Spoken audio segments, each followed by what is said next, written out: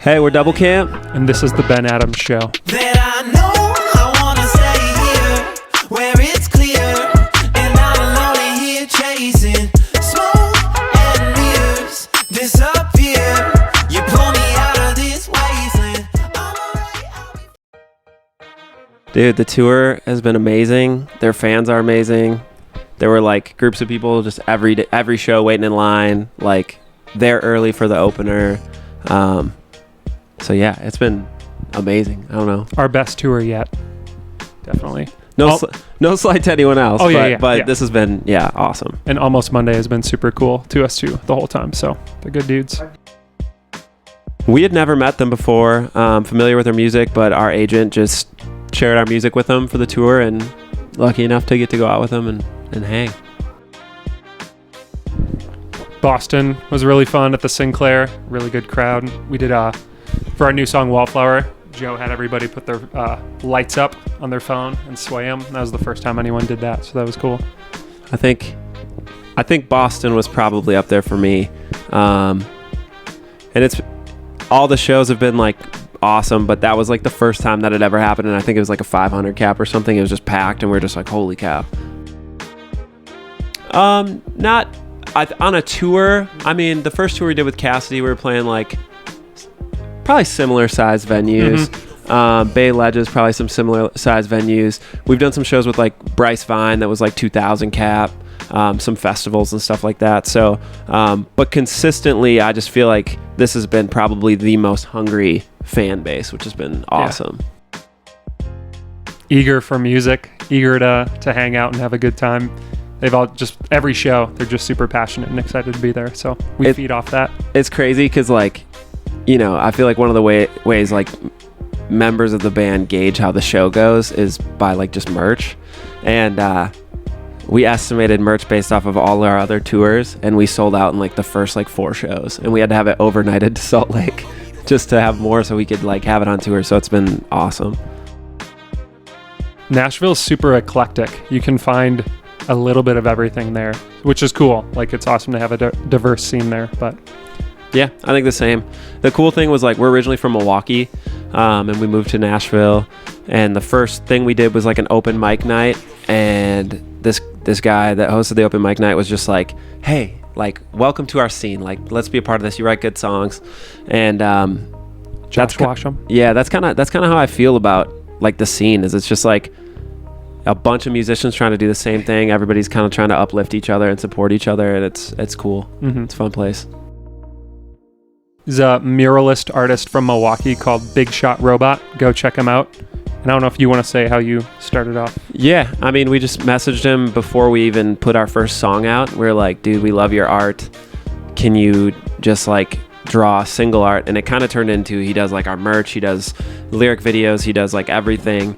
And usually I'll send him all the songs, I'll send him the lyrics, I'll send him an idea for like a color or like an image that I see, and he'll send me back his vision of what he sees after listening to the music and feeling it, and we'll just get like 8 drawings and doodles and narrow it down. And yeah, that's like one of my favorite parts about it for sure. And I want that to like, as we grow, to extend into like live show visuals and like animated music videos and all that stuff. I don't know. I think we have plans with him to like, maybe instead of doing like one image, we go to more of like a scenery approach, or we go to like more minimalist, or maybe we do letters, or like there's like different things we could do in that world. Maybe down the line, if we start like a new era, we go to a different style of art. But I really think it's like, it's become such a huge thing that like fans have latched onto, like at merch tables, like just choosing your favorite single art sticker, and like, we're working on a larger catalog of music, hopefully coming soon. And so in that, it's like, what will the art look like when it comes to like an album form? And like, I don't know. I feel like there's so much room to grow with it yet that we haven't really thought about switching it. We were just discussing that actually, about bands when they do new eras usually link up with new artists and stuff, but we were just like, Big Shot Robot's such a huge part of what we do. And he's a homie. Yeah. So maybe just keeping it rolling. We'll see. He laid down a guitar. It was a really fast, intricate guitar part that I brought over and showed him. And he was like, no, forget that first part. a second part, take that, slow it down. I slowed it down. He was like, play it on bass. I played it on bass, and he was like, that's it. And then that's the structure of the whole song. Like the verses were all built from that.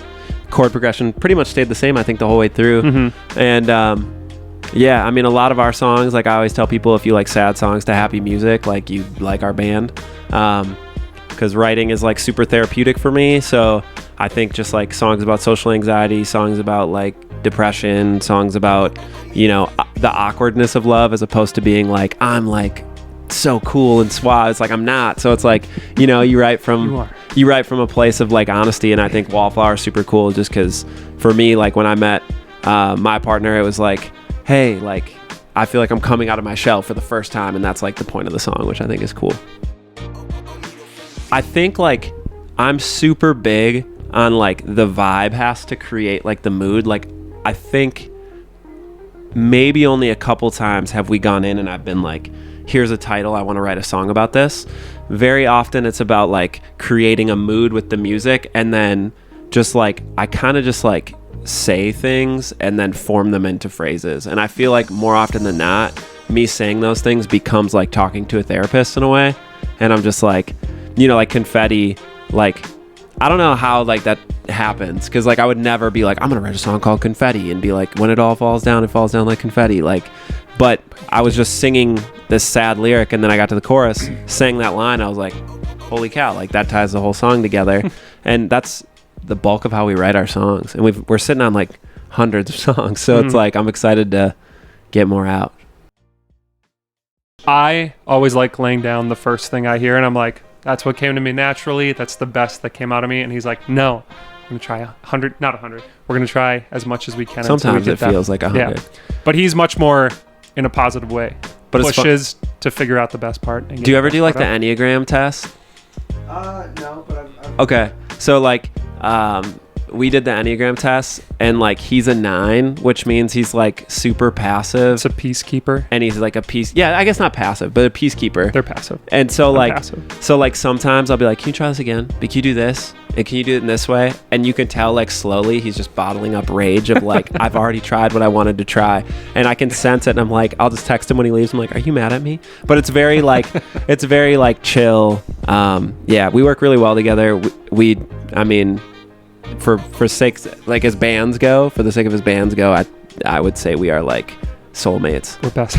Yeah, I was gonna say best friends, but soulmates is better. A mutual friend who I went to school with, and he worked with Joe, and I started working at the place they worked at, and we linked up from there. So I asked him to play bass, and he's like, no, I might be moving back to Arizona. And then like he ended up getting hired where I was working at the time. Like a year later. Yeah, like a year later. And I was like, play bass? And he's like, okay. So yeah, the rest is history. Chiller online. I would say a lot of people like will go like, oh, your music's so chill and like beachy. And the live drums, we purposefully make it so it's like we feel like we can just go off. Even our manager, he'd been working with us for a while, and in June he saw his first show with us in San Diego, and he came up to us, he's like, I get it now, like I understand what the live show is all about. Yeah, because that's super important to us. We love live shows. We listen to, you know, like Doublecamp is very much just what comes out of us when we sit down and write, but we see bands like Almost Monday, and we see, you know, bands that we love, like I love Quinn 92 and John Bellion, and like all, you know, you see those live shows and you're like, it's so massive.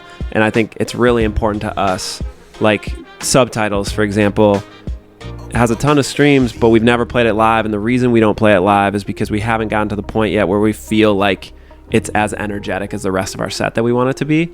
So, you know, we've got all these plans for how to make stuff like that work, but yeah, it's super important to us.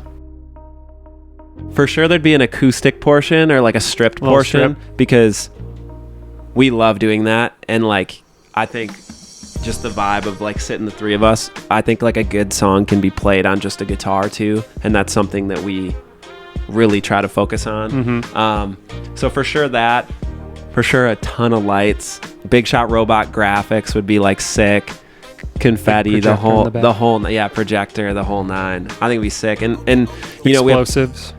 Yeah, explosives, pyro, everything, dude. I don't know. I just would want to go crazy, because the whole thing with this project is like, like I am not like, I don't view myself as like a cool dude. You know what I mean? So I'm just like, I want to get in a room with a bunch of people who feel the same way as me and just like celebrate the fact that we're all like a little bit weird. You know what I mean? Like, I think it's so cool when you go to a show and an artist says something in a way that you felt but you've never been able to communicate. And that's what I want to do. Mm-hmm. That's like my dream. Lonesome. Lonesome. Or whenever you call. Oh yeah. Lonesome to me is my favorite song lyrically. It's just like a play on like loaning love to someone so they can loan it back to you when you're lonely. Like I love that. And whenever you call is like goes so hard in the set. It is not like a big streamer, but we play it every show because it's like the biggest moment of our set. A key point. So yeah, those would be my two. Are those yours? Yeah, wow. I think so. Way to go. Once we figure out how to play Better Off live, could be. I think that one's could be underrated. Yeah. Come up. So breakfast. We hit up IHOP today. No, dude, tell the truth. Jordan gets up at like 7 a.m. and he loves a continental breakfast in the hotel. He like loves it, and I never. Like, this is what happens. He gets up and he gets a continental breakfast with our buddy Brian. Brian sells all our merch on and does video on tour, and we write a ton of songs with him. So we kind of have like a homie crew that goes around. And they get up for breakfast, and then they come back and they wake us up. Then we take way too long to like shower, and we get on the road, and we're on the road for like an hour, and we're like, "Are you guys hungry?"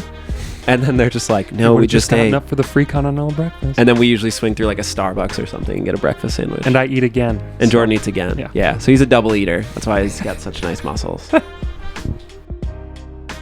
Yeah, we were in San Diego, sold out show at the Soda Bar. Had never been. First show our manager was ever going to see us play live. And I mean, what were we like? A couple hours before set, we went to the beach to check it out, and there's just grinding in our van. We're like, it's fine, we'll get it fixed after the show, we have an off day. Driving to the show, we're on the overpass of the highway to get on the show, 16 minutes away from our show. Yeah, just the most insane noise, and we were like, we cannot drive this. So we were texting our manager. We ended up having to call like 3 Ubers, Uber all our gear to the show. We got an email from the venue being like, if you guys can't get here in the next like hour, we're gonna cut your set like short, or you can only do acoustic. And we're just like freaking out. We get there like a minute before our sound check starts, load in, get sound checked.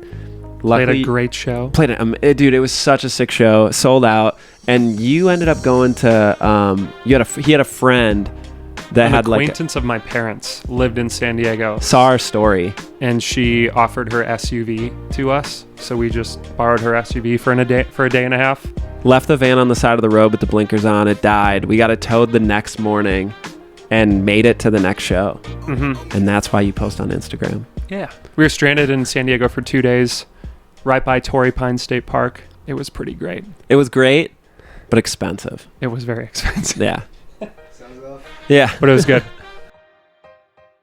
We got a show coming up with Peachtree Rascals, which will be really fun.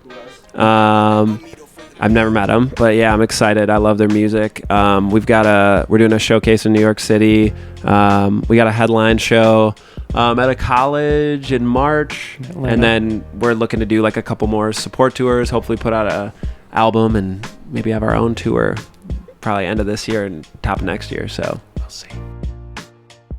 Not names. We have all the songs. So really, we have to go back to Nashville, and we're just gonna hole up for a week and cut like a bunch of music.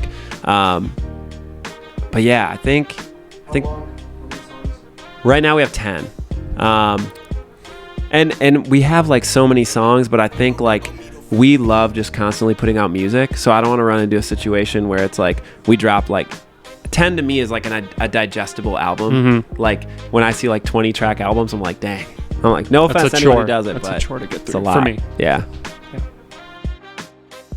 Dude, I mean, thank you to everyone who's come out on this tour so far. Yeah. Thank you for interviewing us. We're hyped. We're hyped to be in Salt Lake City.